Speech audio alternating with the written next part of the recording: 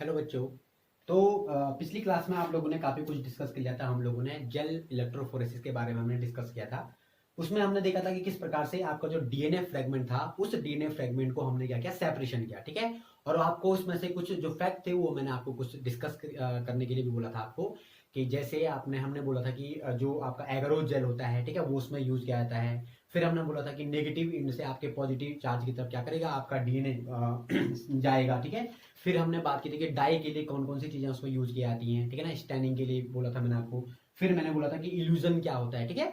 तो इस प्रकार से जब आपका वो डीएनए फ्रेगमेंट आपको मिल गया, तो उस डीएनए फ्रेगमेंट को अब आप तीन तरीके से, ठीक है ना, उस डीएनए फ्रेगमेंट को जेनेटिक इंजीनियरिंग में तीन ऐसे स्टेप्स होते हैं या तीन ऐसे टाइप्स होते हैं जिससे आप उसको किसी भी बैक्टीरिया सेल के अंदर डाल सकते हैं। ठीक है ना। देखो, पहला तो आप सीधे प्लाज्मिड वेक्टर का यूज करेंगे, ठीक है ना। द प्लाज्मिड वेक्टर, सीधे सीधे आपने क्या किया, आपने प्लाज्मिड का आपने वेक्टर लिया प्लाज्मिड, उस पर भी वही रेस्ट्रिक्शन एंड न्यूक्लियस यूज किया, ठीक है ना। और ये किया ना आपने, ये दिस इज द प्लाज्मिड, और प्लाज्मिड पे क्या किया आपने, कट लगा दिया, और डीएनए तो आपको फ्रेगमेंट मिल गया। अब डीएनए लाइगेज की हेल्प से आपने इसको क्या कर लिया, इसमें ऐड कर लिया। एक तो ये टेक्निक कर लिया आपने, सिंपल सा। और इसको कहां डाल दोगे आप लोग, इस किसी भी बैक्टीरियल सेल के अंदर इसको क्या कर सकते हैं, इंसर्ट करा सकते हैं, ठीक है ना, क्योंकि ये बैक्टीरिया का ही एक क्या है, पार्ट है। ठीक है। या आप क्या करें कि आपने वेक्टर कोई और वेक्टर जो है उसका यूज किया आपने, ठीक है ना, द वेक्टर मेथड, ठीक है ना। कोई और वेक्टर है उसका यूज कर रहे हैं आप लोग, जैसे एग्रोबैक्टीरियम का यूज कर रहे हैं, ठीक है ना, टीआई प्लाज्मिड का यूज कर रहे हैं। तो अलग अलग टेक्निक्स होती हैं, इसको हम आगे डिस्कस करेंगे, ठीक है ना। तो एक ये मेथड हो गया, प्लाज्मिड वेक्टर को आपने यूज किया। एक दूसरा वेक्टर आपने यूज किया, एग्रोबैक्टीरियम का यूज किया, ठीक है ना। एक तीसरा मेथड भी होता है बेटा, जिसको हम बोलते हैं जीन गन, बायोलिस्टिक मेथड इसको बोलते हैं ना, द बायोलिस्टिक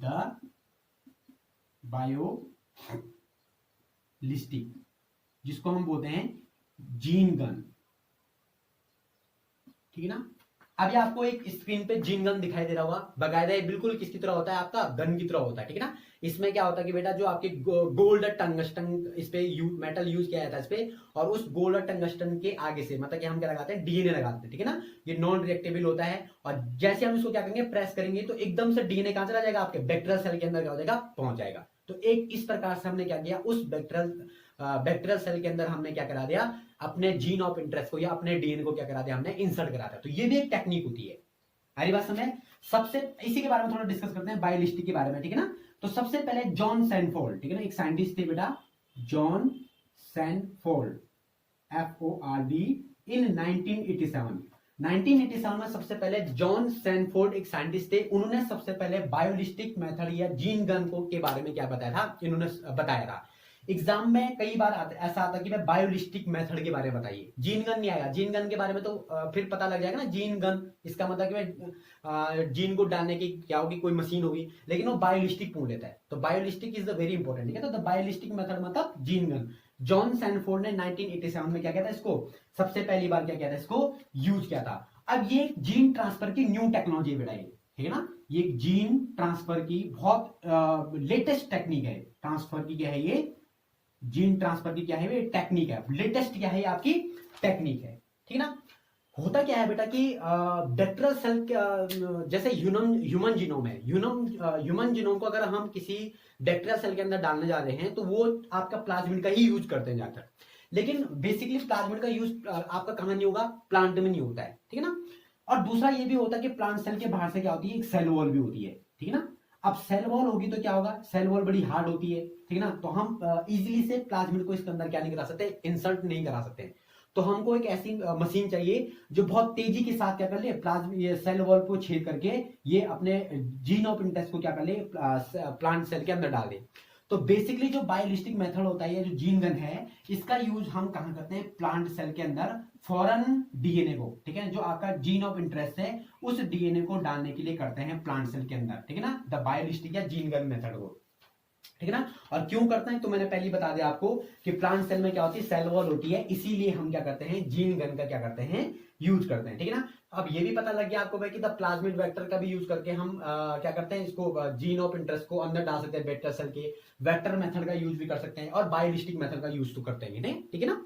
अब होता क्या है कि बायोलिस्टिक मेथड से पहले, ठीक है ना, बायोलिस्टिक मेथड से पहले प्लांट सेल में हम क्या यूज करते थे, जीन को अंदर डालने के लिए। तो एग्रोबैक्टीरियम का यूज करते थे, ठीक है ना। एक बैक्टीरिया था एग्रोबैक्टीरियम,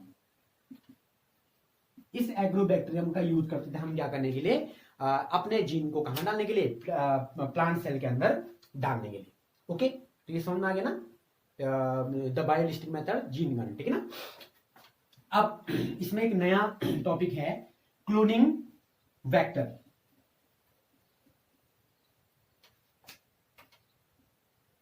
क्लोनिंग वेक्टर,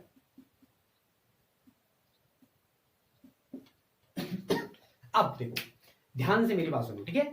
देखो मान लिया जाए आपने जो डीएनए था, इस डीएनए को आपने क्या किया, प्लाज्मिड के अंदर क्या कर दिया, फिट कर दिया।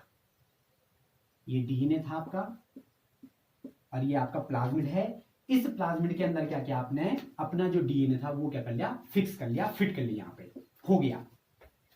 इस रिकॉम्बिनेंट डीएनए को, अब ये रिकॉम्बिनेंट बन गया ना, आरडी बन गया ये, इस रिकॉम्बिनेंट डीएनए को हमने बैक्टीरियल सेल के अंदर भी क्या कर लिया, फिट कर लिया भाई हमने। इसके अंदर भी हमने क्या कर लिया, इसको फिट कर लिया। अब मुझे बताओ कि जब तक आपका ये आरडी जो प्लाज्मिड इसके अंदर रेप्लिकेट नहीं करेगा, अपनी संख्या को बढ़ाएगा नहीं, तो आपका जो मैकेनिज्म था या जो आप चाह रहे थे वो कंप्लीट हो पाएगा नहीं। आ रही बात समझ? यानी कि क्लोनिंग वेक्टर में, यानी कि जो आप प्लाज्मिड यूज कर रहे हैं, उस प्लाज्मिड के अंदर ऐसी क्षमताएं होती हैं, उसमें ऐसे ओरी पॉइंट होते हैं, ओरिजिन ऑफ रेप्लिकेशन वाले पॉइंट होते हैं, जिससे वो अपनी संख्या को बढ़ा सकता है। हरी बात समझ? प्लाज्मिड हो गया आपका एक, बैक्टीरियोफेग हो गया। बैक्टीरियोफेग क्या है? बैक्टीरियोफेग यूजुअली वो वायरस होते हैं जो बैक्टीरिया को अपना निशाना बनाते हैं। फेग मतलब खाना, बैक्टीरिया मतलब बैक्टीरिया को खाने वाले, यानी बैक्टीरियोफेग वायरसेस, ठीक है। तो प्लाज्मिड हो गया आपका या बैक्टीरियोफेग हो गया, have the ability to replicate within the bacterial cell. इनके पास एक एबिलिटी होती है, चाहे वो आपका क्या हो, प्लाज्मिड हो, चाहे वो आपका बैक्टीरियोफेग वायरस हो, इनके पास एक ऐसी एबिलिटी होती है कि ये अपने अंदर क्या करते हैं, ये बैक्टीरियल सेल के अंदर क्या करते हैं बेटा, रेप्लिकेट करते हैं, ठीक है ना। क्या करते हैं ये, रेप्लिकेट करते हैं, यानी कि अपने नंबर को बढ़ाते हैं, ठीक है ना। अब यूजुअली जो प्लाज्मिड होता है उसके पास एक से लेकर 2 कॉपी साइट्स होते हैं, ठीक है ना। 1 से 2 क्या होते हैं इसके पास, कॉपी साइट्स होते हैं। लेकिन बहुत सारे ऐसे प्लाज्मिड भी होते हैं जिनके पास लगभग 15 से 100, ठीक है, 15 to 100 क्या होते हैं आपके कॉपीज साइट्स होते हैं, ठीक है ना। जिससे ये क्या करता है, ये अपने की संख्या को क्या कर लेगा, वहां पे बढ़ा देगा, ठीक है ना। Vectors used at present are engineered in such a way they help easy linking of foreign DNA and selected, ठीक है, of recombinant and non recombinant, ठीक है। ये इसको तो हम बाद में डिस्कस करेंगे, पर ये समझिए आप लोग, है ना, कि जो आपका डीएनए था, ये डीएनए को हमने इस प्लाज्मिड के अंदर डाला। अब ये प्लाज्मिड जो है वो क्या करेगा, रेप्लिकेट करेगा इसके अंदर, ठीक है ना। तो इसी को हम क्लोनिंग साइट्स बोलते हैं, क्लोनिंग वेक्टर्स बोलते हैं। कई बार एग्जाम में आता है कि what is the cloning sites या what is the cloning vector. तो क्लोनिंग वेक्टर यूजुअली वो माने कि वो प्लाज्मिड होते हैं बेटा जो अपने को रेप्लिकेट करते हैं कहां, बैक्टीरियल सेल के अंदर। और जब तक बैक्टीरियल सेल के अंदर वो रेप्लिकेट नहीं करेगा तो हमारा जो मैकेनिज्म जो हम चाह रहे थे वो क्या नहीं होगा, आपका कंप्लीट नहीं होगा। आरी बात समझ? तो इसीलिए क्लोनिंग वेक्टर क्या होता है हमारे लिए इंपॉर्टेंट होता है। अब इमेजिन करो कि आपने क्या किया बेटा, कि ये जो आपका बैक्टीरिया था, जो बैक्टीरिया था उसके अंदर आपने प्लाज्मिड को डाल दिया, ठीक है ना। अब जैसे ही आपने उसके अंदर प्लाज्मिड को डाला तो आपको कैसे पता लगेगा, ठीक है ना भाई, जैसे आपने मान लीजिए बैक्टीरिया था, ठीक है ना। अब आपने क्या किया, बाहर इस प्लाज्मिड पे क्या थोड़ा सा वो करिए, आपने मैनिपुलेशन कर दिया, आपने अपना डीएनए इसमें क्या किया, जोड़ दिया। और अपना डीएनए जोड़ने के बाद आपने क्या किया, इसको इसके अंदर ऐड कर लिया। और जैसे ही आप उसके अंदर ऐड करोगे तो अब मुझे बताओ कि आपको कैसे पता लगेगा आपको कि भाई कि ये जो बैक्टीरिया है इसके अंदर ये प्लाज्मिड जा चुका है, अब इसके अंदर इंसर्ट हो चुका है। यानी कि आपको कैसा पता लगेगा कि रिकॉम्बिनेंट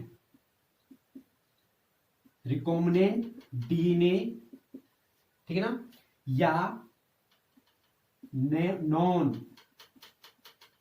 रिकॉम्बिनेंट डीएनए, आपको कैसे पता चलेगा भाई ये जो सेल है ये रिकॉम्बिनेंट हो चुका है, ये आप जो आप चाह रहे थे वो मतलब कि वो उस पे जो डीएनए है वो पहुंच चुका है। और आपको कैसा पता चलेगा भाई कि जो आपने बैक्टीरिया सेल के अंदर प्लाज्मिड डाला वो अच्छे ढंग से नहीं गया, नॉन रिकॉम्बिनेंट डी है वो अभी। तो इसकी टेक्निक होती है कुछ, ठीक है ना। तो इसको हम नेक्स्ट वीडियो लेक्चर में क्या करेंगे, इसको डिस्कस करेंगे, है ना। तब तक के लिए बाय।